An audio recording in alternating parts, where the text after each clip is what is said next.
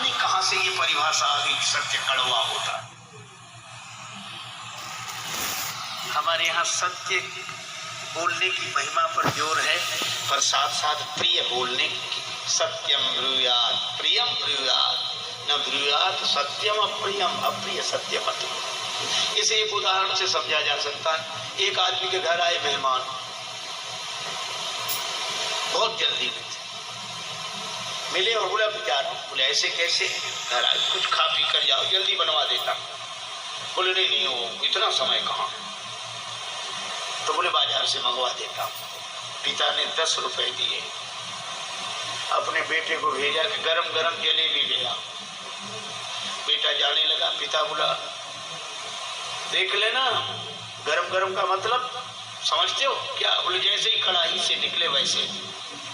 बेटा गया, हलवाई जलेबी बना रहा था। अब एक कढ़ाई से जैसे ही उसने जलेबी निकाली और दूसरी कढ़ाई में डालने लगा चाशनी वाली। बेटा बोला ये क्या गड़बड़ करते हो? पिताजी ने कहा था जैसे ही कढ़ाई से निकले वैसे ही ले आ। अच्छा अब आप बताओ, अगर एक ही कढ़ाई से निकली वह जलेबी ले आए तो सिकी तो खरी है, इसमें कोई संदेह नहीं, खरी है, लेकिन स्वाद आएगा नहीं आएगा जब तक चाशनी में न डुबोई जाए। बस यही है, अपनी वाणी की जलेबी को सत्य की कढ़ाई में खरी सेक तो लो, लेकिन शील की चाशनी में डुबोकर सामने वाले को दो।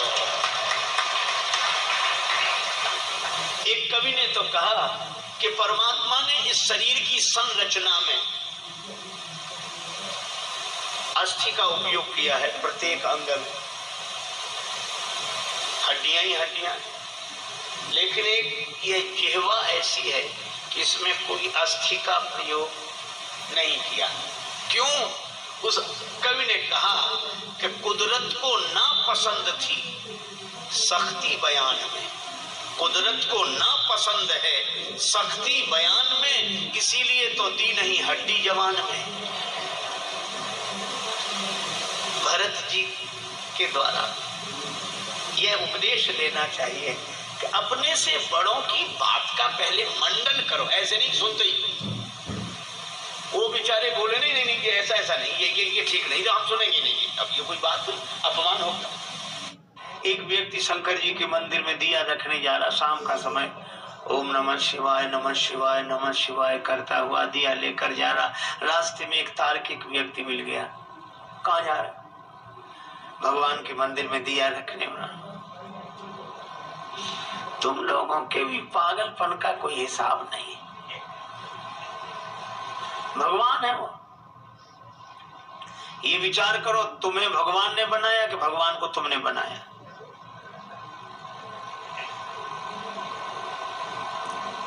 वो आदमी सोचने लगा कि हम तो भगवान की पूजा के लिए जा रही, कहां से तर्क करने वाला रास्ते में मिल गया ये।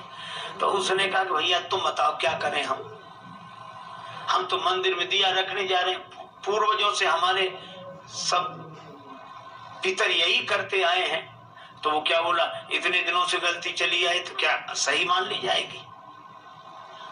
इसका अर्थ तुम भी गलत, तुम्हारी पीढ़ियां भी गलत। उस व्यक्ति ने कहा तो हम क्या करें ये बताओ। वो बोला विचार करो, ये दिए में ज्योति कहां से आई? अब है विचित्र बात की नहीं, अब दिए में ज्योति कहां से आई? उस व्यक्ति ने सोचा कि अगर हम कह दें कि माचिस की तीली से आई तो ये पूछेगा कि तीली में कहां से आई। इस कहां का तो अंत ही नहीं है। उस व्यक्ति ने बड़ा अच्छा काम किया। जैसे उसने पूछा कि दिए में ज्योति कहां से आई, उसने फूंक मार कर दिया ही बुझा दिया। जैसे ही दिया बुझाया तो उस व्यक्ति ने कहा कि तुमने दिया क्यों बुझा दिया? तो यह व्यक्ति बोला कि अब तुम ही बताओ दिए की ज्योति कहां गई?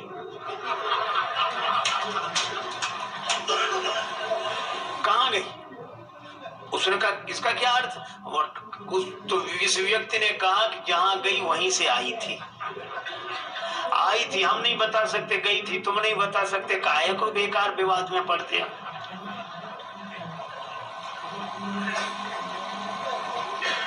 अच्छा, इस तर्क से कुछ हल भी नहीं होता, कुछ हाथ भी नहीं लगता।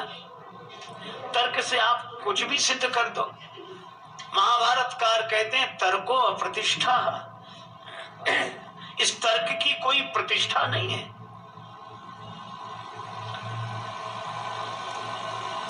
देखो, एक व्यक्ति पढ़कर आया, उसने बहुत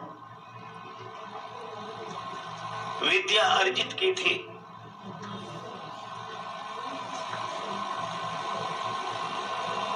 माँ ने कहा कि बेटा तू अभी अभी लौटा है,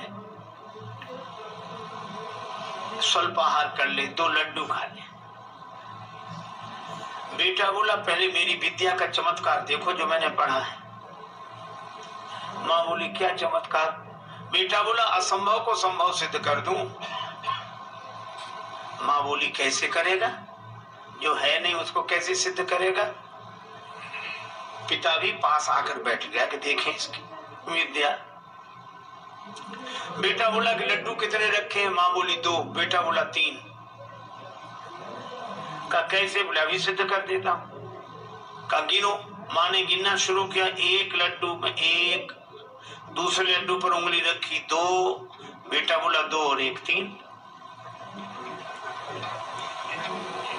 अब माँ इधर से भी गिने 1, बेटा कहे ठीक 2, बेटा तुरंत कहे 2 और 1 3। गणित का सिद्धांत, जहाँ 2 और 1 वहाँ 3 तो होते ही हैं। अब माँ ने कहा कि बेटा मैं सिद्ध भले ही ना कर पाऊं पर लड्डू तो 2 हैं।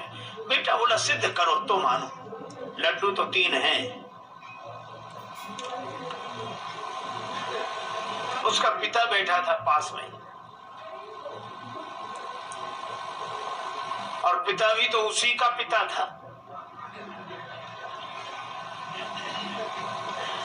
उसने कहा कि बेटा तुम्हारी माँ बिना पढ़ी लिखी है, समझती नहीं है, पर मुझे साफ साफ दिखाई दे रहे लड्डू 3 है।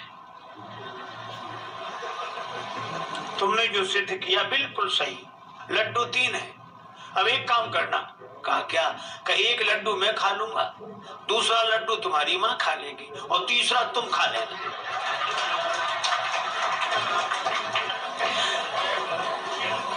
अरे भाई हाथ लगा क्या? इश्क वाले कर गए तय मंजिलें, इश्क वाले कर गए तय मंजिलें, आकिलों के रास्ते दुश्वार थे।